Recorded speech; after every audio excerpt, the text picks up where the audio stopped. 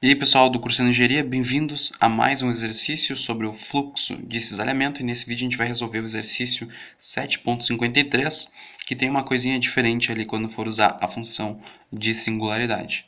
O problema é o seguinte: a viga é composta por 4 tábuas pregadas. Se os pregos estiverem de ambos os lados da viga e cada um puder resistir a um cisalhamento de 3 kN, é para determinar a carga máxima P que pode ser aplicada à extremidade da viga. Então a gente tem essa viga em balanço, certo? Como aqui na parede a gente vai ter um engaste, vai aparecer um momento ali que resistente, né? E também uma força na direção para cima, positivo do Y, porque ele vai ter que ir ao contrário desse P e desse 3. Se a gente fizer o somatório das forças na direção Y para descobrir esse carregamento externo A, a gente vai perceber que é intuitivo ele ser igual a P mais 3. E também a gente precisaria descobrir esse momento A, né, que está acontecendo ali no engaste. Só que olha só, como eu quero determinar a carga P, que vai a carga P máxima, e isso eu quero relacionar com o fluxo, sendo que a equação do fluxo de deslizamento é essa aqui, a forma que eu tenho para vincular os dois é sempre aquela mesma, através do esforço cortante. E para descobrir o esforço cortante aqui, eu vou utilizar a função de singularidade, certo? Então, vamos escrever a função Q de x. A função Q de x, ela é a seguinte: lá em zero, aqui no zero, quem é que vai estar atuando? A força A vai estar atuando para cima, positivo, e aqui a gente vai ter x menos zero, porque ela começa em zero, e elevado na menos 1, porque é uma força pontual. Também a gente vai ter o seguinte: o momento, ele vai ser daqueles momentos positivos, a gente vai ter MA, e ele vai começar em x menos zero, só que o expoente é menos 2. Certo? E olha só, depois que a gente descobriu isso aqui, daí a gente vai continuar agora, a gente vai precisar botar aqui menos 3 kN, que é a força para baixo, e ela começa a atuar em x menos 2 metros, e ela é uma força pontual, então o expoente é menos 1, depois menos P, que está lá no final da viga, x menos 4, e expoente menos 1. Certo? Aí eu vou integrar isso aqui para encontrar o esforço cortante, e ele é menos a integral de q de x dx, e isso aqui vai nos dar menos FA, aí vai ter x menos 0 elevado na zero, aí aqui vai estar mais MA, x menos 0 elevado na menos 1, menos 3 kN, x menos 2 elevado na zero, menos P, x menos 4 elevado na zero. Beleza? Depois que a gente encontrou a função final que a gente vai utilizar, v de x no caso, podia ser para o momento também se a gente integrasse mais uma vez, a gente encontrou esse v de x, olha só, todas as funções de Heaviside que tiverem com expoente menos 1 vão ser descartadas, elas não vão influenciar na nossa equação do esforço cortante. O que eu quero dizer é que esse momento A ele não vai influenciar nas nossas contas, por isso que eu nem descobri esse momento A, certo? Porque eu só vou integrar uma vez. Se eu tivesse que integrar mais uma vez, esse expoente seria zero. E aí ele influenciaria com algum valor constante esse momento, lá no momento, lá na função do momento, certo? Aí olha só, eu vou fazer o seguinte, eu vou desenhar como é que seria a cara dessa nossa função, v de x. Daí aqui a gente vai ter o v de x e aqui a gente vai ter o x. Aí esquece essa parte do MA, porque o expoente é menos 1 e a gente só quer trabalhar com um cortante. Então, se a gente pegar antes do 2 metros, a única função que existe aqui seria esse FA aqui. E o valor dele é constante, e o FA a gente sabe que é esse valor de A que eu coloquei, na verdade ele é o FA, né? Então esse A aqui é igual ao FA, eu só troquei a notação, certo? E aí esse FA ele é igual a P mais 3. Então a gente sabe que aqui no início a gente tem menos A, então a gente tem menos P mais 3. Bem no início, P mais 3. E aí ele é constante até chegar a 2 metros. E aqui chegou 2 metros, e aqui a gente tem P mais 3, certo? Depois, quando chega em 2 metros, a gente vai ter outras funções ligadas, né, de acordo com a nossa função de Heaviside. Quando a gente chega lá em 4 metros, as funções que vão ter depois de passar de 2 metros vai ser menos 3, vai entrar nessa conta. Então a gente vai ter P mais 3, vai ser menos, aqui vai ser menos P mais 3, menos com menos vai dar mais 3. E isso aqui vai dar só P. Então o valor que a gente vai ter é menos P, na verdade. É só o menos P.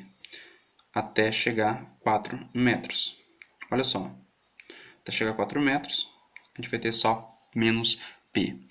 O que acontece? Aquele menos Px menos 4, ele não vai influenciar em nada, porque a gente não vai passar o ponto de x maior que 4, porque depois disso a viga já nem existe mais, então não vai ter nenhum significado físico a gente fazer contas depois de viga acabar, certo?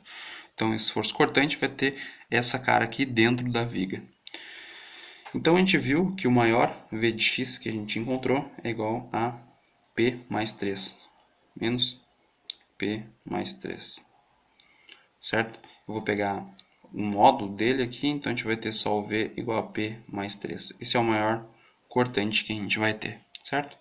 Na equação lá a gente precisa colocar um módulo, somente um módulo. Então P mais 3. E aí, agora a gente vai para outra parte, que é olhar para a seção transversal dessa viga. Eu vou pegar uma nova folha aqui, daí a gente vai ter o seguinte, eu vou desenhar a seção transversal e ela vai ficar da seguinte forma. A gente vai ter, são 4 tábuas, né?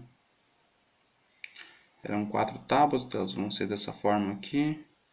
Aqui fecha uma, aqui fecha outra. Isso aí ficou um pouquinho torto, mas é isso aí. E aí o fluxo que eu vou calcular nela, eu vou pegar essa parte aqui e vou pensar que essa parte aí, ela está sendo acoplada ao restante das outras 3. Só que primeiro, antes de eu calcular, de eu usar a nossa equação para o fluxo V vezes Q sobre I, eu vou ter que calcular o I e o Q. O nosso momento de inércia vai ser o seguinte. Aqui, como é simétrico, a linha neutra vai passar bem no centro, certo? Mas assim, eu vou pegar, vai ser 30 vezes 150, 30 vezes 150, que vão ser dessas partes do lado aqui. Aqui eu vou ter 150, e a espessura delas vai ser 30. 150 vai estar ao cubo sobre 12. E isso aqui eu vou ter que multiplicar tudo por 2, porque são duas, uma em cada lado. Como está passando bem no centro, eu vou multiplicar por 2 direto aqui. Está passando bem no centroide delas, então a contribuição vai ser só essa aqui, não vai ter nada com o teorema dos eixos paralelos. Agora eu vou ter que somar mais a parte dessa que tem o tamanho de 250. E essa aqui tem o tamanho de 250, que fica bem no meio aqui. 250. Então também, de novo, vou ter duas vezes. E essa aí, como ela não está sobre o eixo, eu vou ter que usar o teorema dos eixos paralelos. E aí eu vou ter 30 ao cubo, que é a parte que está transversal ao eixo que eu estou calculando. 30 ao cubo vezes 250 sobre 12, mais 30 vezes 250, vezes 150 sobre 2, menos 15, isso aqui é a distância até o centroide, e isso aí tudo vai estar multiplicado por 2. Teorema dos eixos paralelos, né? 30 vezes 250 é a área, vezes a distância até a linha neutra, a distância do centroide até a linha neutra, certo? Como cada um deles, o tamanho é 30 milímetros, esse aqui tamanho aqui é 30 milímetros, eu vou pegar 150, que é o tamanho do meio, né? Então, todo esse tamanho aqui, eu vou dividir por 2, vou ter 75, e aí eu vou ter que subtrair metade dessa altura para chegar até o centroide aqui. Então essa distância aqui é os 150 sobre 2 menos 15. E disso aí eu já tenho o nosso I.